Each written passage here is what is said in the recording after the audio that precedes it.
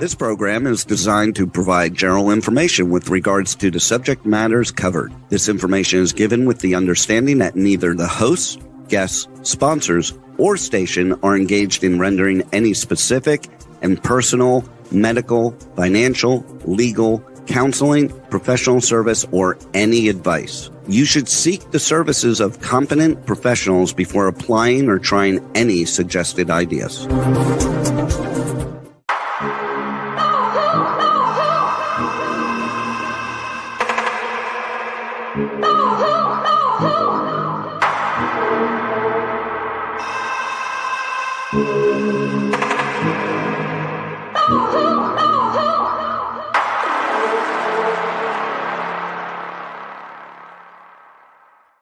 Good morning, true seekers and true crime junkies. Welcome back to another episode of Hit the Road, Jack, Finding the Zodiac.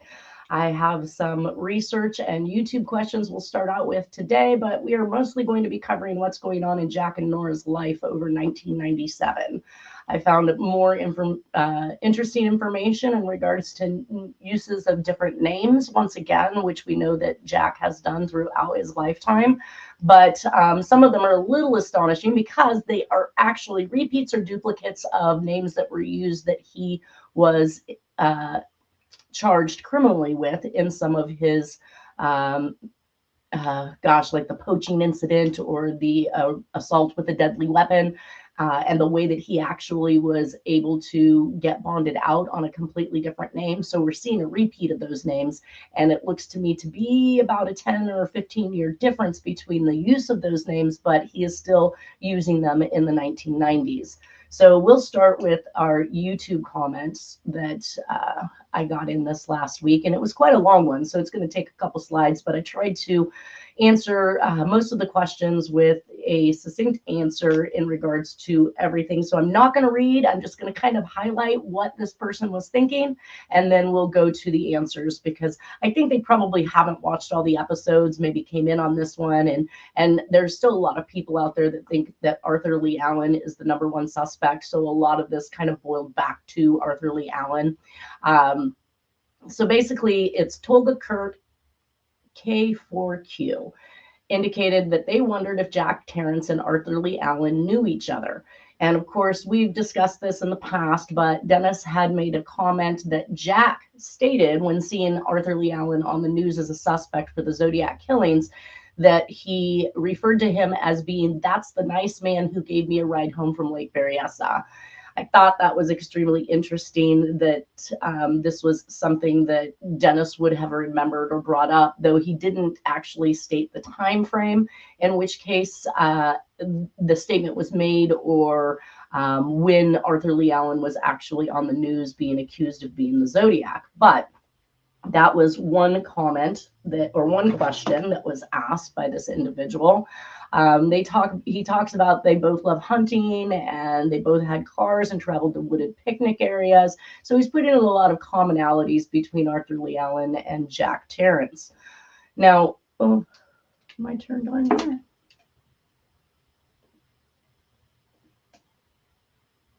Okay, so the individual goes on to say things like, even if they weren't very close friends, did they at least know each other? Perhaps they were estranged and distant.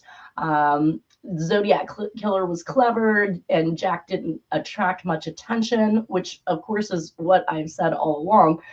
Didn't attract much attention as an individual because you wouldn't want to lead them back to you as a suspect, but as the Zodiac persona obviously was wanting all kinds of attention. I know that the individual made mention to, let's see here, allegedly Jack's Zodiac costume and knife don't match the actual Zodiac costume found at the crime scene. I don't know where they thought they found this at the crime scene because the hood was not found at the crime scene, and that there were no DNA traces that were found. So my response was, not knowing where they got their information from, the hood and the knife didn't match because it says, I don't know where you get your information that the hood and knife didn't match because by all descriptions they did. And if the hood wasn't a match, the FBI wouldn't have wasted time doing a DNA test. They did not find any DNA or blood on the hood per the FBI.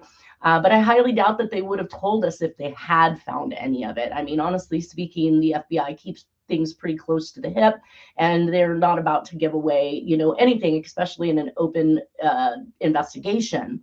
They did keep the hood as evidence and stated that the fabric predated the Zodiac crimes. It is called a juke fabric, which is a gunny sack-like material, and it had the holes for the clip-on sunglasses. So that's pretty damning, if you ask me. And the fact that it was found packed away inside of a PA system that was owned by Jack was also pretty damning.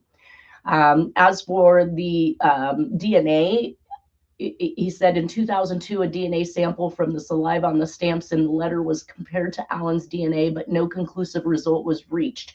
Again, that is misinformation. As for Arthur Lee Allen and the DNA test, he was cleared on all aspects of forensics, including DNA in 2000, with Harry Phillips on 20 who arranged to have 8 suspects' DNA ran. And I'm pretty sure that included everybody from Lawrence Kane to, all these people that we've gone over and ruled out as possible suspects. I spoke to Harry Phillips personally and asked why Jack's was not ran in this episode, and his response was because we knew the other 8 suspects were not the Zodiac. So again, what does that tell you? What he doesn't say is, they're looking at Jack obviously as a valid suspect, and knowing that he hadn't been ruled out as a suspect, they did not include in the DNA testing, which I thought was rather odd, because I thought the goal here was to figure out who committed these crimes and to do whatever it took to have that happen. So why would a major media company do DNA testing on people they already knew were not the suspects? I just really don't understand that. Again, unless it's just to keep this thing as a mystery. Let's see. Arthur Lee Allen also died with a typewritten note in his hand that said he was not the Zodiac. The Zodiac would have written a novel laughing at how he was never caught. So I highly doubt in any aspect that Arthur Lee Allen could be considered the Zodiac killer. He went on to talk about the shoe print matches, the size of Arthur and Jack because of its military boot. And he talks about the Zodiac watch. So he's saying that evidence matching Arthur includes a Zodiac branded watch, a glove number. I don't know what a glove number means. I would really be interested in finding out what that person was trying to say by that, and a bloody knife. So a bloody knife, if they found a bloody knife, that DNA probably could have been tested to see if that blood matched any of the victims. So again, I have not heard about the bloody knife or this glove number thing, but I would think that that bloody knife would either rule him in or rule him out as a possible Zodiac suspect, and it did neither. So I'm not sure, again, where they got their information from, but that just tells me what's floating around out there on the internet. I did mention back that Arthur Lee Allen's Zodiac watch was a gift, I believe, from his mother, so it was just an unlucky coincidence that he owned it. It wasn't something he went out and purchased himself because he was priding himself as being the Zodiac killer. And then he goes on to say something about a Rick Marshall. Let's see here. Rick Marshall was also a key suspect and the radio operator. So I think he meant to say he might have known Jack. And also, Rick's appearance matches the eyewitness Zodiac profile and resembles Zodiac sketches. I am not familiar with who Rick Marshall is. And Jack has been the best suspect since 2000. So not just because of the circumstantial evidence and everything that I've put forth in this presentation, but the handwriting as well. And law enforcement has had DNA, fingerprints, and palm prints of Jack. And the San Francisco Police Department did everything they could to either not test these items or to botch the results in the DNA. So as far as I know, the FBI has one more envelope with Jack's DNA, and I'm not sure why they haven't ran it. Either way, that's the YouTuber comment and responses there. Hopefully they're watching. Maybe they'll reach out and let me know where they got that other information from or what it is that they might be talking about. And then I skipped across one of the funniest cases I've probably had in a very long time. It was a trust case, in which case they gave me known handwriting samples, and some of those samples actually came in on some political rhetoric, which of course I would not normally have settled down to have read, because I'm here to analyze the handwriting, and quite frankly, the handwriting that is on these documents aren't a signature of this individual. So it's not like I would have been comparing this anyways. It was just extra pieces of evidence that they gave me in the handwriting.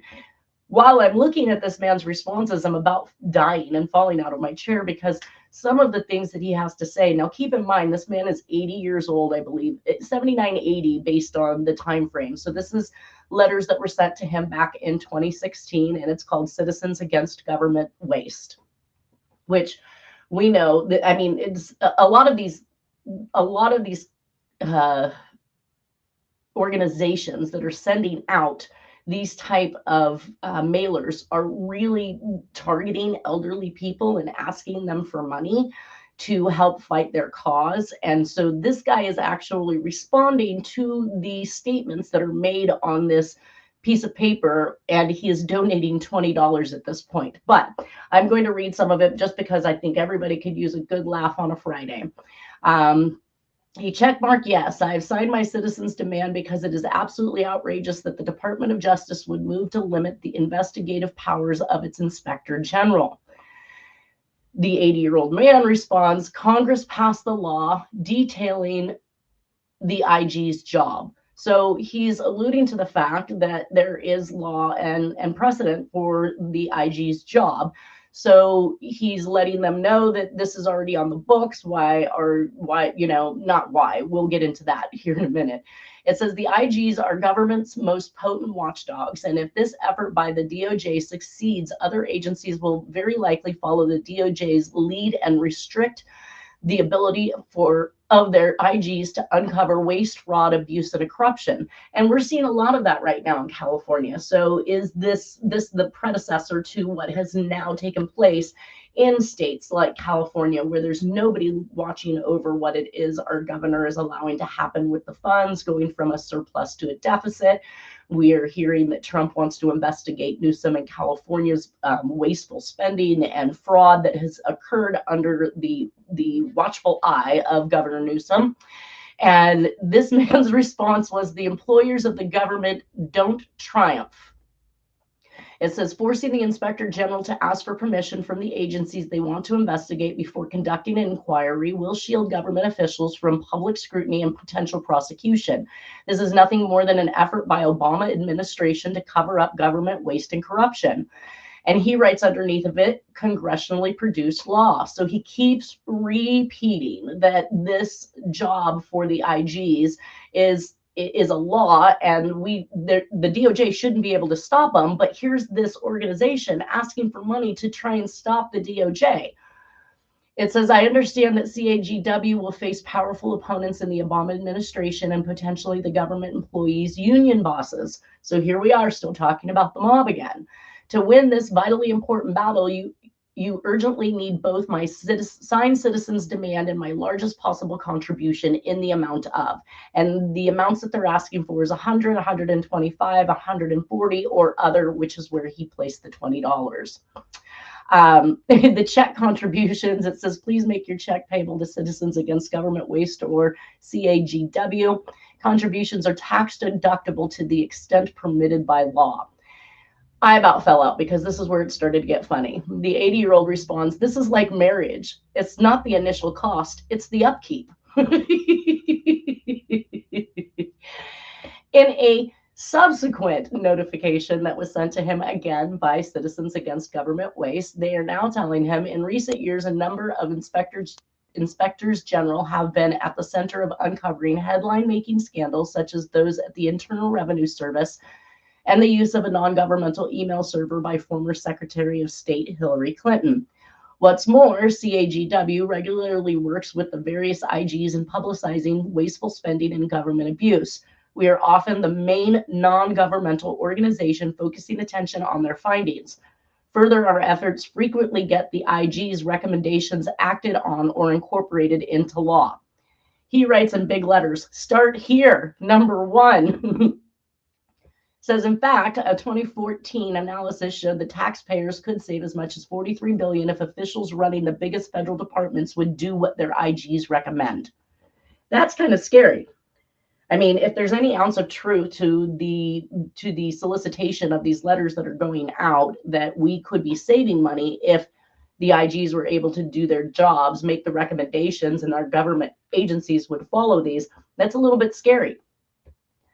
It says, however, having the various IGs uncovering, publicizing, and prosecuting wasteful and potentially illegal acts by government officials is unwelcome by some at the top of the Obama administration.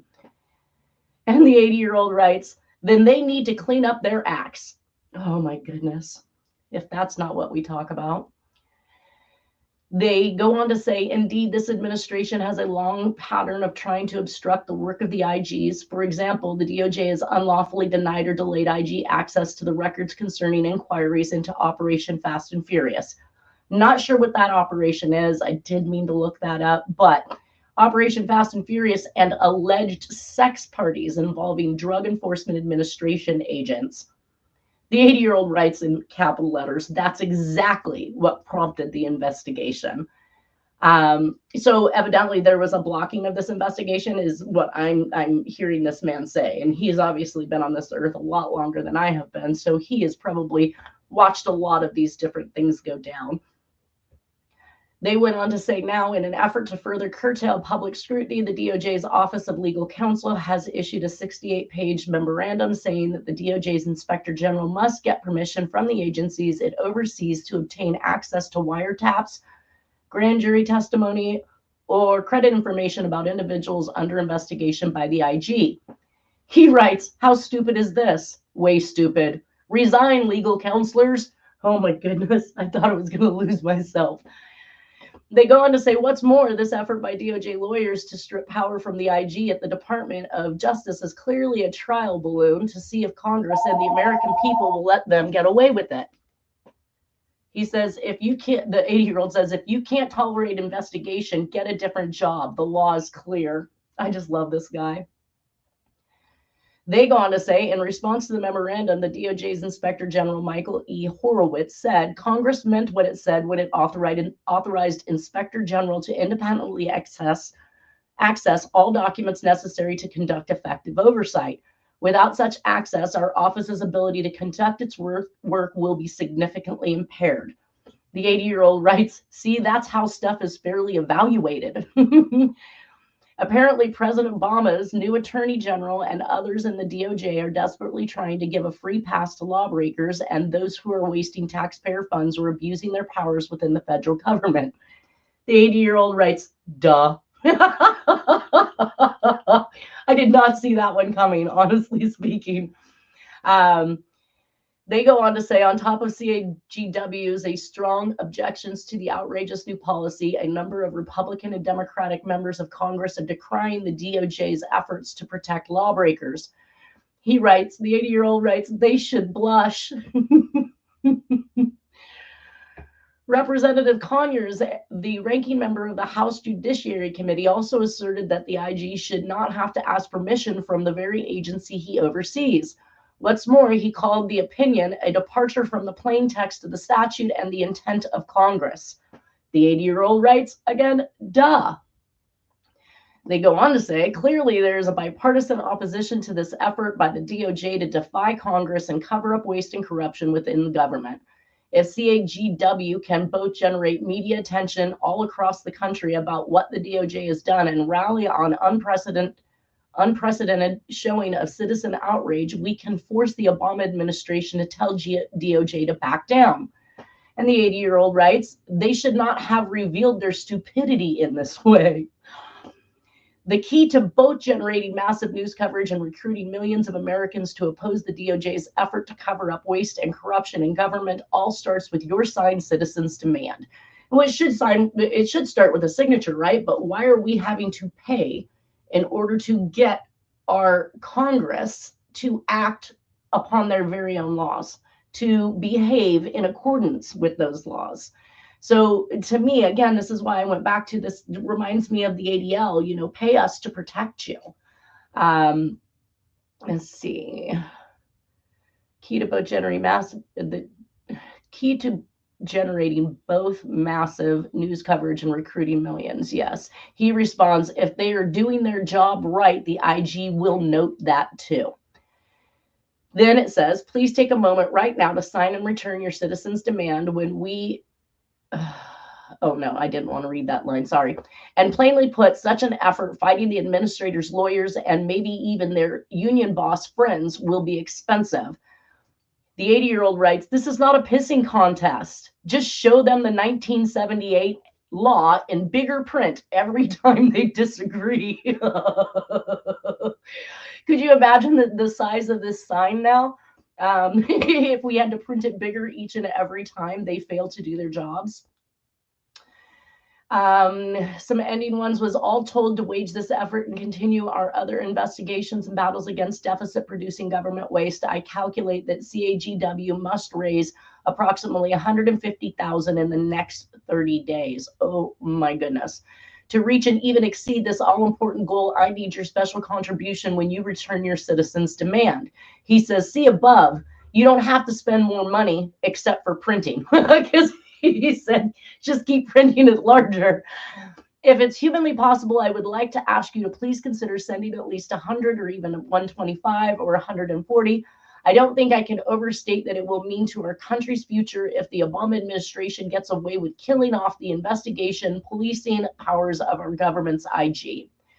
And the 80-year-old writes, I'm not going to spend my money. The law already says what it says. Bless his heart.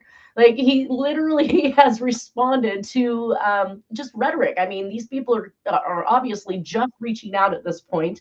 Good morning, Nolan. Let's welcome you to the show. Can you hear me? I can hear you. Okay, good. I had a problem. I starred your email, and I tried to open it that way, but I couldn't. So what I did, I went back to Juan's from last week and just clicked on that, and it worked. Yeah, that's the one you're going to use each and every time now. Okay. Yeah, so we won't be receiving. So don't erase it. Don't erase it. Star that bad boy. Okay. All right, cool. No, I'm good. I think you can also save it to your favorites, if you want to be able to What about find Lindsay? it from there. Is she coming in? I don't know. Obviously, this is the first week with the new link. I did state that we needed to reuse it. Maybe. That's a good possibility. I don't know if I've seen a response from her this morning.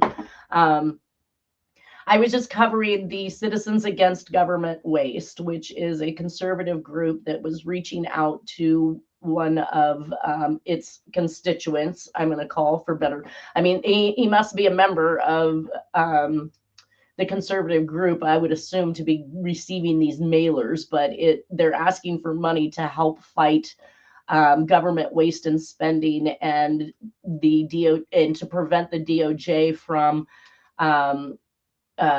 excluding the oversight or resisting the oversight from the IG. Stop giving money and weapons to Israel. They'll save a bunch of money.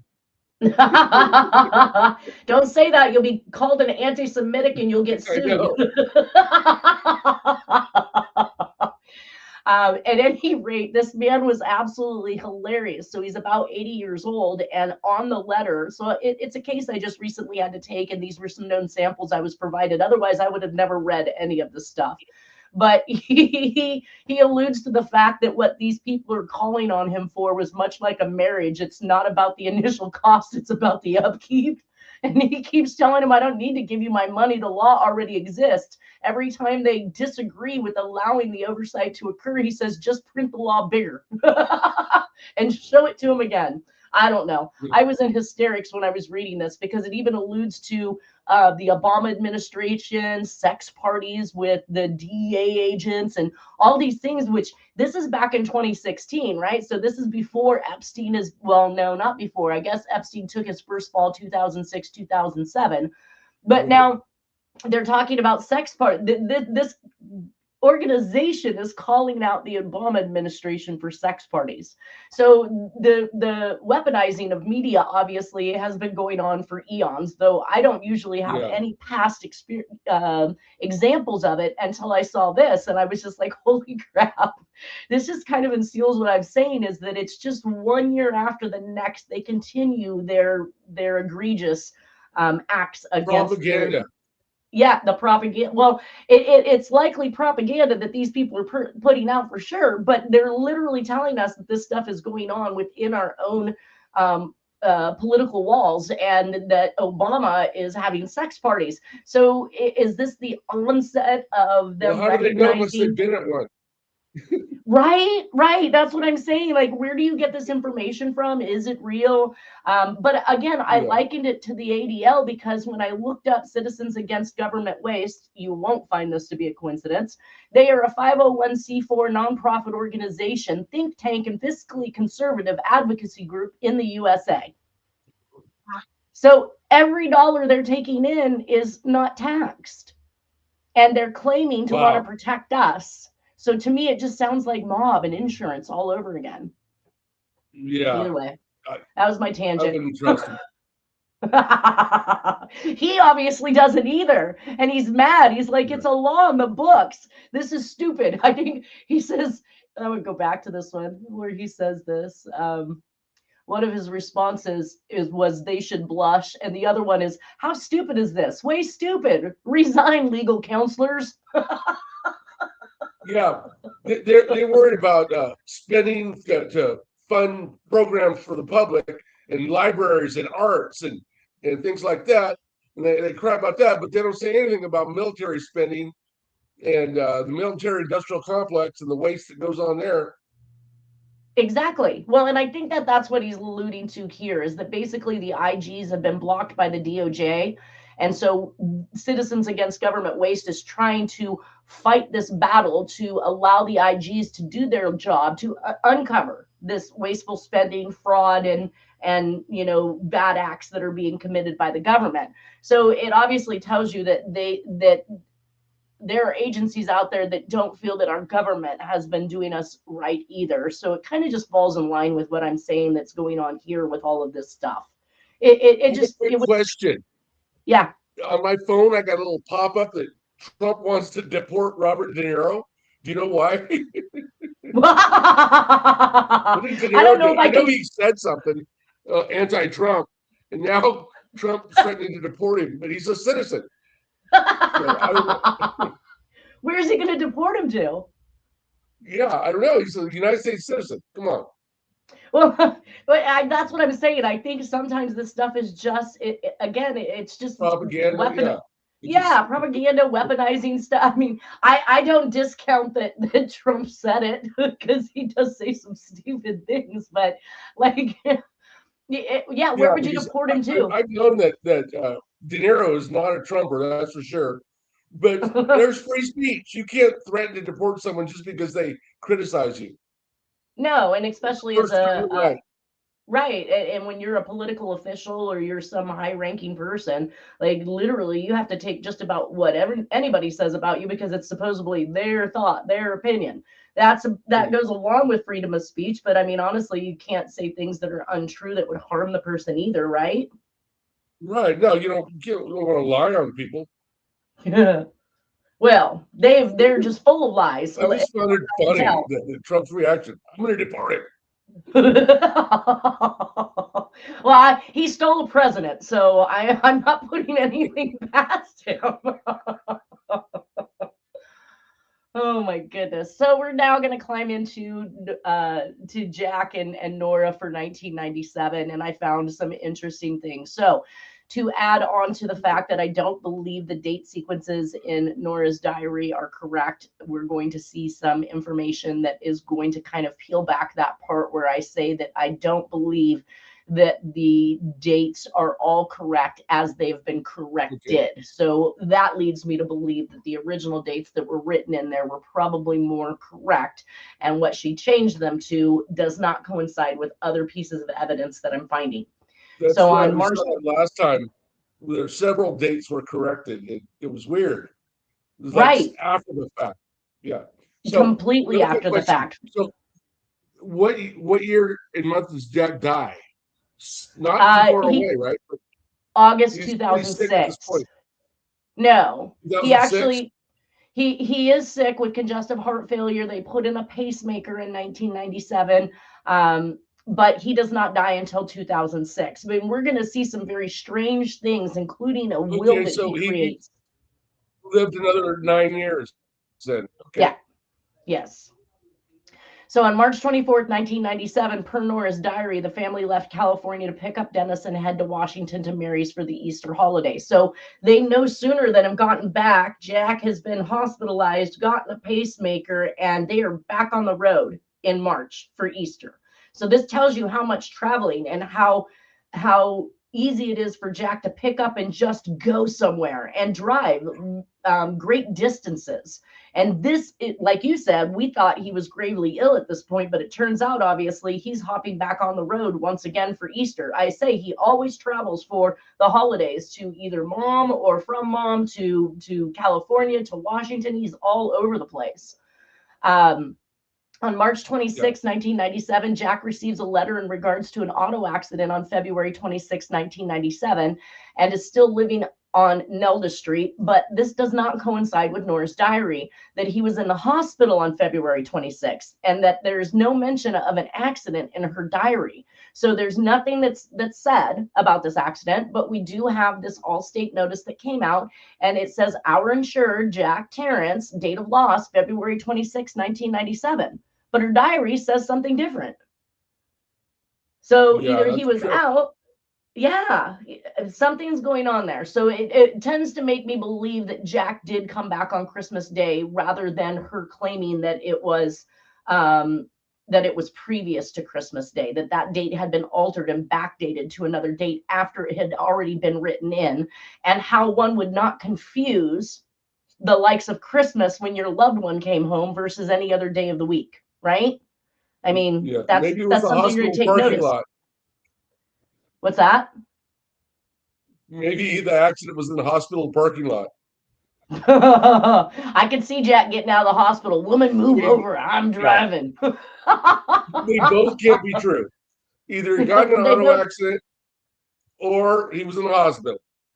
Yeah, and I tend to believe that the insurance company does not have their date of loss wrong. And it has even the injured parties on there. A Tara Gutierrez and a Maria Lopez were the injured parties in it. No, they're good crooks. They know what they're doing. Insurance companies. So, yeah, and the notification says the investigation of your recent accident has been completed. As you may know, the above injured party retained an attorney to file a claim against your policy. Therefore, the file has now been reassigned to me to obtain and investigate any medical wage information which your policy may be legally obligated to pay. So it looks to me like, yep, it's being called his fault.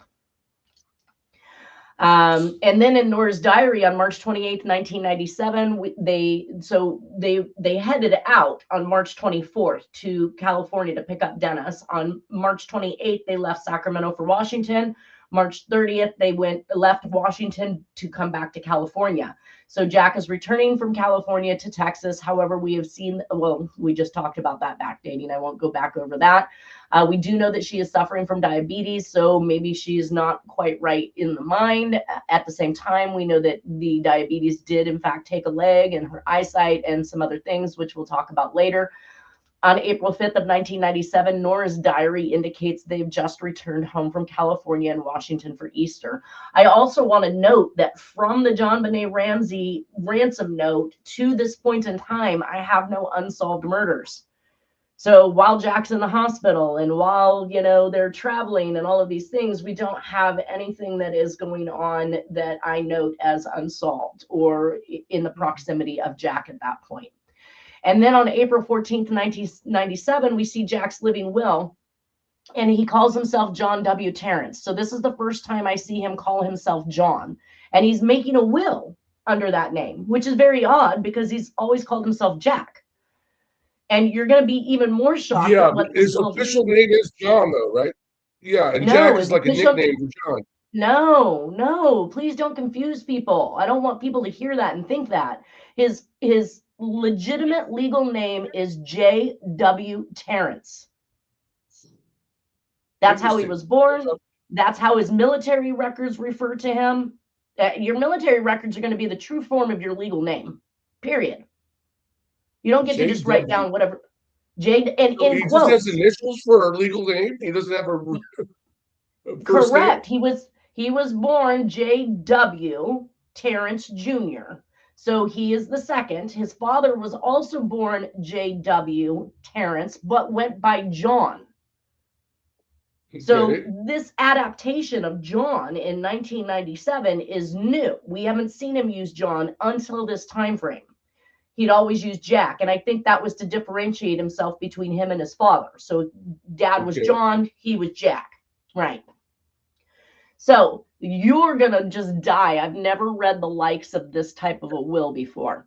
It says, to my family, my physician, my lawyer, my clergyman, to any medical facility in whose care I happen to be, to any individual who may become responsible for my health, welfare, or affairs. Death is as much a reality as birth, growth, maturity, and old age. It is the only certainty of life. If the time comes when I, John W. Terrence Jr., can no longer take part in decisions of my own future, let the statement stand as an expression of my wishes while I am still of sound mind. If the situation should arise in which I am in terminal state and there is no reasonable expectation of my recovery, I direct that I be allowed to die a natural death and that my life not be prolonged by extraordinary measures. I do, however, ask that medication be mercifully administered to me to alleviate suffering, even though this may shorten my remaining life. This statement is made after careful consideration and is in accordance with my strong convictions and beliefs.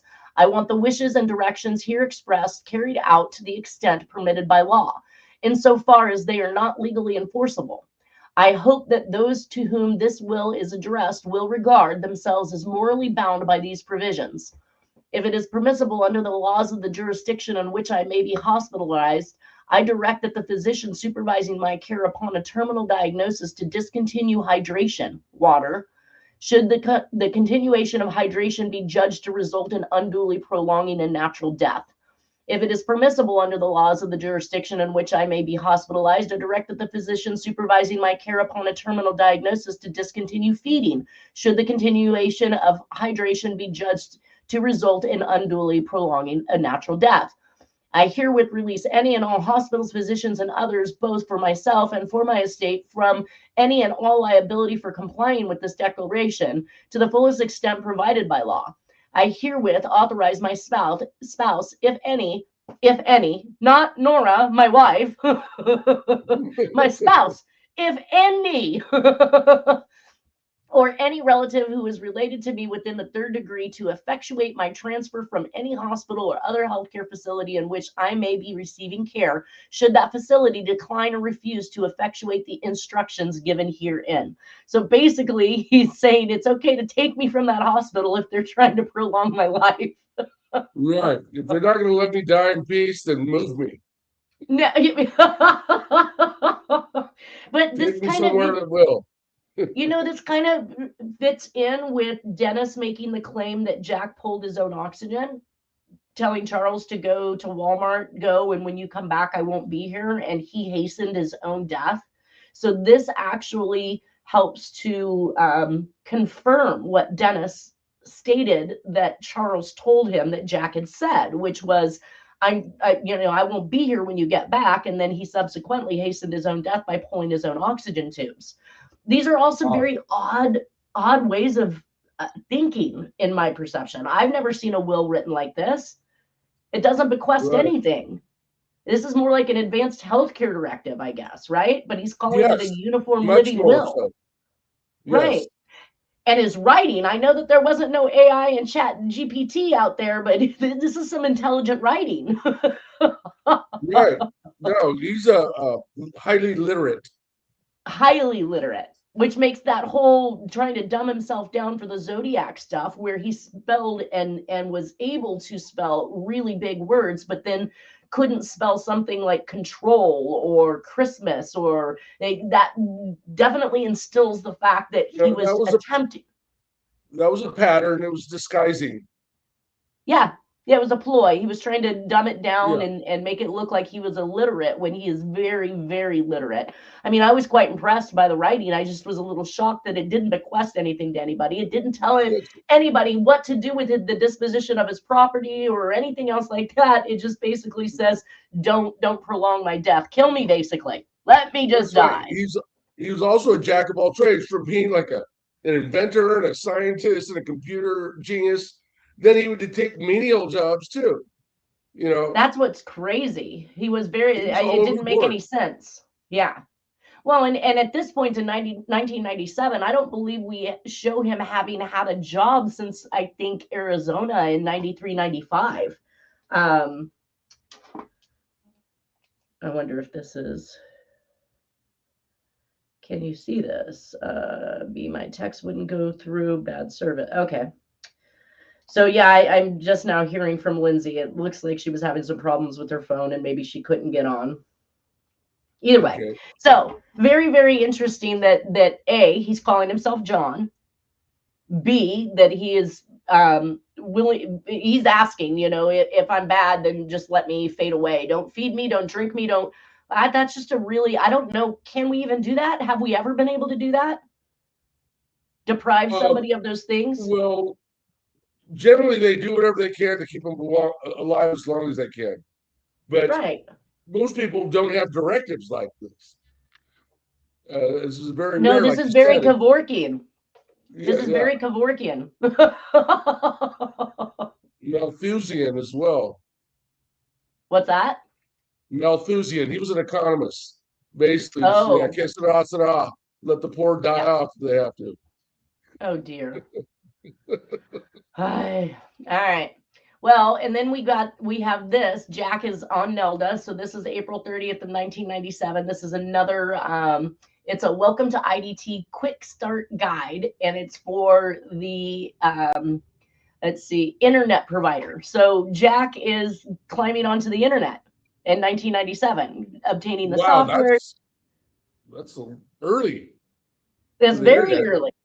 Yeah. I mean, I want to say that that's 97. Yeah, I graduated 91. We did have computers. I feel like I wasn't actively using email systems until late 90s, early 2000s, it feels like. Yeah, I do. Exactly. Yeah. So, yeah, he was on top of it. 25 years. Yeah, 25 years or so. And what would the expense have been at this point in time, since it wasn't, being mass used by most of society? Right. There's going to, how? I'm just saying, he's at the top of his game of whatever technology is coming out. Scanners and attachments to emails back then. There was like faxes. Yeah, he had fax machine well before anybody else did as well. Like, this man was at the top of the technology game, and there had to be a way. Yeah. Right. So here's a CompUSA service request. He is sending in, so this is just more proof that he has computer literacy, and he purchased this computer system 95, 96. So even before before climbing onto the internet, but we've known he's always had computer capabilities all the way back to Arizona in the early 90s. I think we were still working in the early 90s. I'm trying to think of when we started seeing like the computer bus. I remember the computer bus coming around to the school, and that's how we got our first experience and trial with the I'm going to forget the name of that system. It was just the printing was green. You were learning to actually make commands, DOS commands, was it? Yeah, I didn't even have a PC until after I graduated from law school in '89. And I think it was my third year of law school is when they set up the computer center at the law school. So people without computers could go there and, compose their documents and this and that. So like most people didn't have their own computers in the late 80s. Exactly. 100%. I completely agree with that. All right, so July 7th, 1977, it looks like the family once again heads from Texas to California until August 1st of 1997. So that's a good, month that he's gone. So again, showing that he's not working. During this diary entry, Nora mentions a kitten they had found at their home that was identical to another cat they thought might be brothers. However, that kitten was tiny and sick, as she puts it in the diary. They nursed it back to health, and Nora describes the kitten as tiny so as to explain away Jack's reasoning as to why he didn't see the kitten before smashing its head in the door jamb of their Suburban. Ooh. Yeah, and I don't know if she often rationalized or justified the things that Jack did, but Jack has been known to kill the family animals. He was said to have killed the neighbors' animals. Like, this man did not have any empathy for animals whatsoever.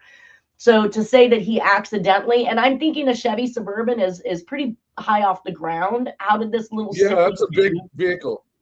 yeah, how did this sickly little kitten get itself up into that door jamb? I don't know. Um, let's see. Some of the stories that I remember about animals was the neighbors. The story Jack told about the hog farm The where dog, he, he shot the dog or something. yeah, he shot he killed the neighbors' dogs, and I think that was plural. And then he told a story about a hog farm that he was on that he lit up all of them by putting a ground wire into their trough and lighting it up with electricity. So when he called them in for feed, because they kept knocking him over, they kept messing with them. The pigs did. So he was mad at these pigs. So he Pigs basically are hot smart. wired. I know.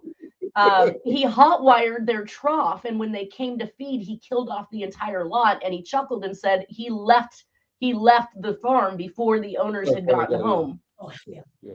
I got Um, Oh, you did everything. Okay. It looks. he stated that Dennis or Jack told Dennis at one point in time that if There's all alphabetical. okay, I'm getting feedback from you, Nolan.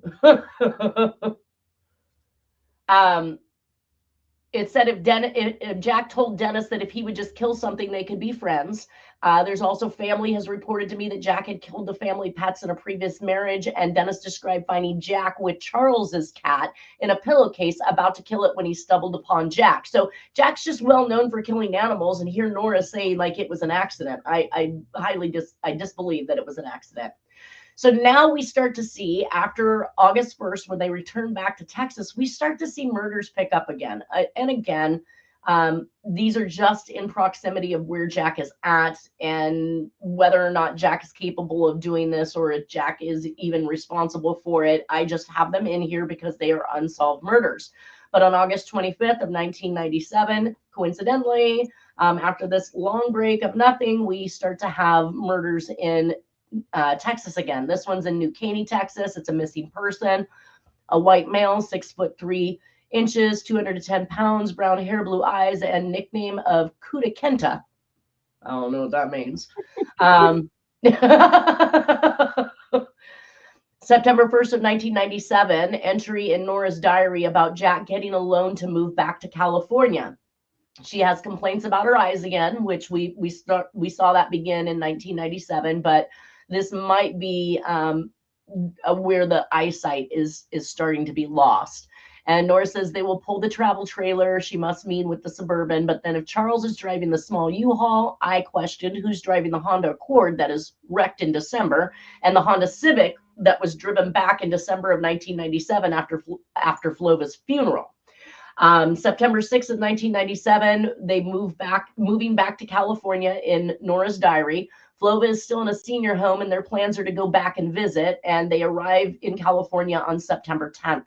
I'm rather shocked that in Flova's frail age, Jack wanted to move away. I know Nora wanted to. I know Nora wanted to be out of there, but I'm shocked that Jack would leave her in that condition when he supposedly picked up and left a family holiday, right, in 1996, right before the John Benet Ramsey stuff, to go back because mom was sick.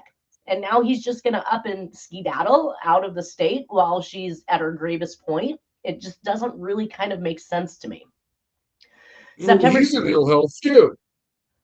Well, no, obviously he's doing well. He's driving all over the place. Interesting. Well, but he was in the hospital that year, right? In February. Yeah. They gave him a pacemaker, though. Once they gave him the pacemaker and programmed the pacemaker good to go. correctly, okay. He's evidently good to go. Yeah, I mean, he's traveling. I don't know too many people who are gravely ill that want to be in a car, locked up in a car for, 10, 12 hours at a time. September 16th of 1997, they found a trailer space on Watton, Auburn. This is the location that we discussed that has now been occupied by the FBI, or across the street, became the FBI's headquarters in Sacramento when they finally opened up an FBI office in Sacramento. September 20th of 1997, greater than a 30-year-old unidentified human skeletal remains at the 3400 block of Riley Felsel Road, Springs, Texas.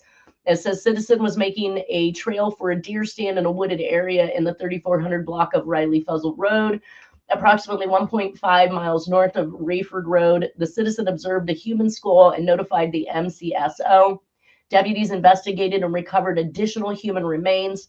Examination by experts revealed that the skull contained a bullet hole. A probable description obtained was a white male greater than 30 years of age. So again, this evidently was just unidentified remains, and it did not actually give us an idea of when the person was killed. Now we see here on, I don't think I have a date for this, but this is Jack actually selling a computer system. And I want to say that this is probably before they left Texas, because this ad in the newspaper is in a Texas newspaper.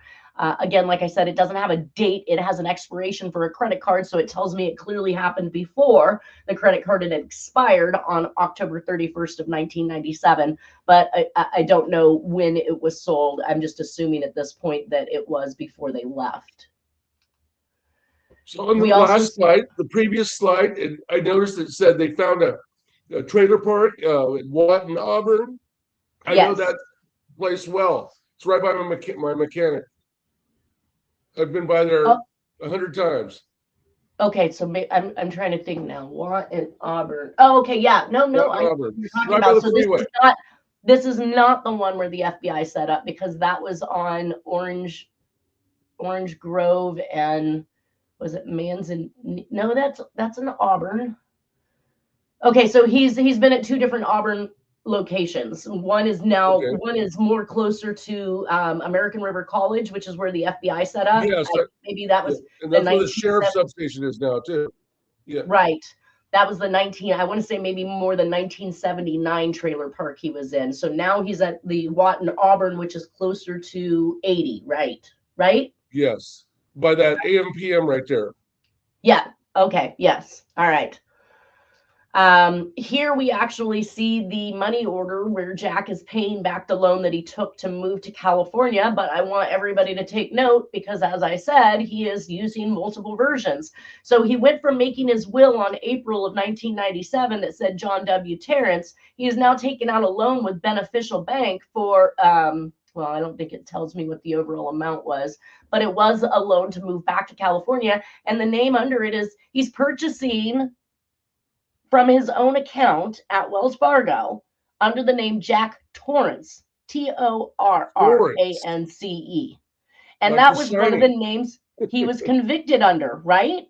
But that was one of the names he was convicted under, and likely the reasons why my private investigators couldn't run a background check and show that he never committed any crimes, because the names that they were looking for was not the names that he was ever convicted under. So when I looked at this money order, and it shows that it is a personal money order from Wells Fargo Bank, it also shows purchaser's account number. So he has an account with them. So he's opened an account under the name Jack Torrance. Danny's not here, Mrs. Torrance. It's the little kid in the Shining. Again, it's just showing all of these multiple different uses of names. Yeah, well, he's a chameleon.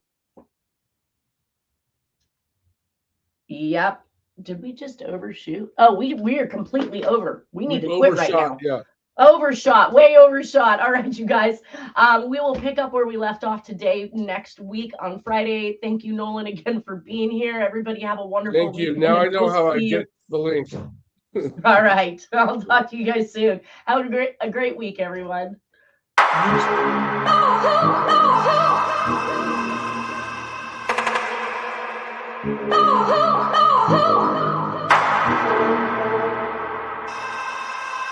Oh,